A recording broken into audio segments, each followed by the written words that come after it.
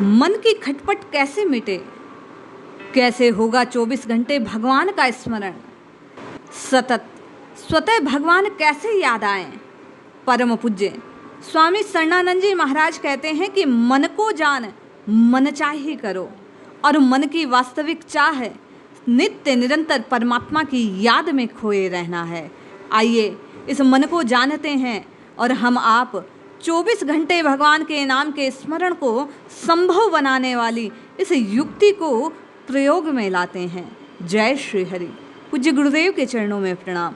सभी नामनिष्ठ साधकों को जय जय श्री सीताराम। पूज्य स्वामी जी कहते हैं, जगत में जो प्रभु का दर्शन नहीं कर सकता उसका मन संसार से कभी नहीं हट सकता। जब तक हम जगत में प्रभु का दर्शन नहीं कर सकते, अथवा यूँ कहें कि प्रत्येक वस्तु में प्रभु का दर्शन नहीं कर सकते, तब तक सदा के लिए मन भगवान में लग जाए ये बात सिद्ध नहीं होती। मन में कोई खराबी होती ही नहीं। अपनी खराबी ठीक करो, मन ठीक हो जाएगा। पूज्य स्वामी जी का कथन है, अपने को देह मानकर कभी भी किसी का मन संसार से अलग नहीं हो सकता। ये तो हमारे में सुख भोग की रुचि है और उसी का नाम मन रख दिया। जो वस्तु हमको रुचिकर होगी, जिसको हम पसंद करेंगे, चाहेंगे, मन उसी का चिंतन करेगा। यानी जहाँ हमारी आवश्यकता, मन वहीं जाएगा। मन करता नहीं करण है। गुण दोष जो होते हैं वे सब कर्ता में, करण तो केवल उनको दिखा देता है।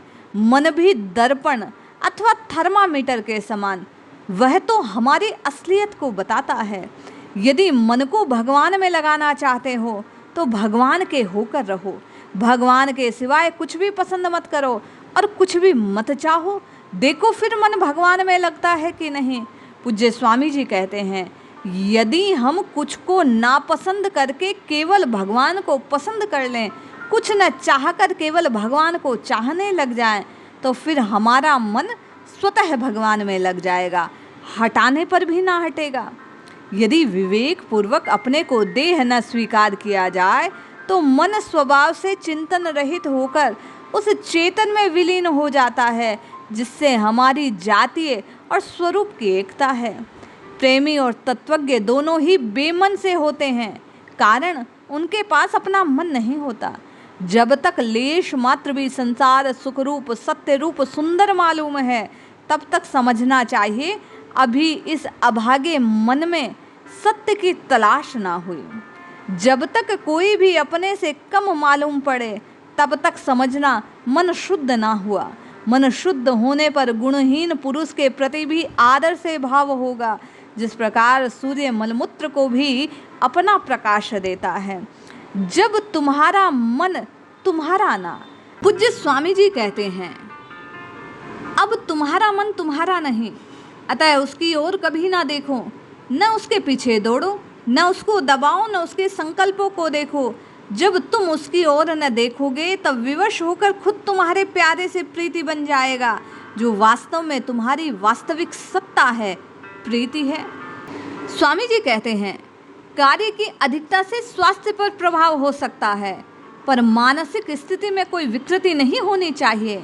मानसिक विकृति का मूल कारण पराधीनता, अर्थात जिसकी प्रसन्नता किसी और पर निर्भर हो, उसी के मन की स्थिति में क्षोभ उत्पन्न हो जाते हैं, जिससे मानसिक संतुलन नहीं रहता और फिर मस्तिष्क में अनर्गल ख्याल उठते हैं।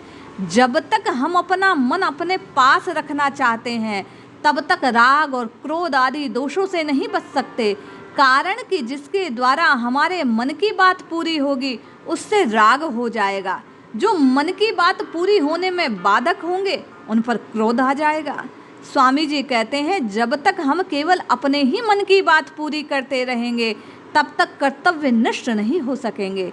चित्त की चंचलता, मलिनता का बोध चित्त की एकाग्रता, निर्मलता का साधन है, क्योंकि जिस ज्ञान से चित्त के विकारों का बोध होता है, उसी ज्ञान में चित्त को निर्विकार बनाने का सामर्थ्य विद्यमान है, क्योंकि वह ज्ञान जिसकी देन है वह सर्वसमर्थ है।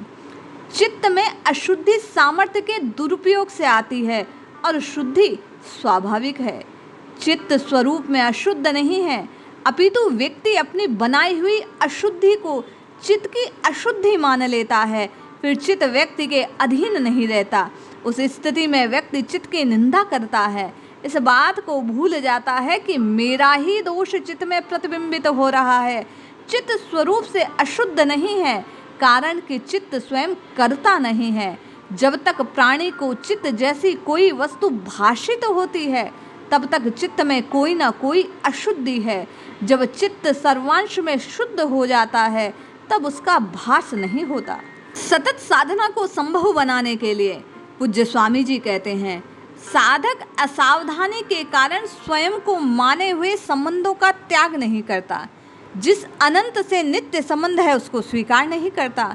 चित्त से यह आशा करता है कि कहीं न भटके, एक में लगा रहे। भला इसमें चित्त का क्या दोष? कर्मेंद्रिय क्रिया शक्ति का भाग है, ज्ञानेंद्रिय इच्छा शक्ति का। मन में ये दोनों भाग एकत्रित हैं। क्रिया शक्ति प्राण का भाग, इच्छा शक्ति ज्ञान का भाग। मन इच्छा शक्ति क्रिया शक्ति का समूह है।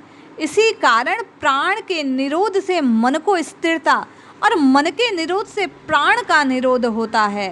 प्राण और मन में बड़ी ही घनिष्ठ एकता है। बुद्धि केवल ज्ञान का प्रतीक है, इसी कारण बुद्धि का निर्णय मन को मान्य होता है। कर्मेंद्रियां ज्ञानेंद्रियां दोनों मन में एक हो जाती हैं, इसीलिए मन में क्रिया और ज्ञान दोनों मालूम होते हैं। मन में जो ज्ञान शक्ति वह बुद्धि का अंग और जो क्रिया शक्ति वह प्राण का अंग।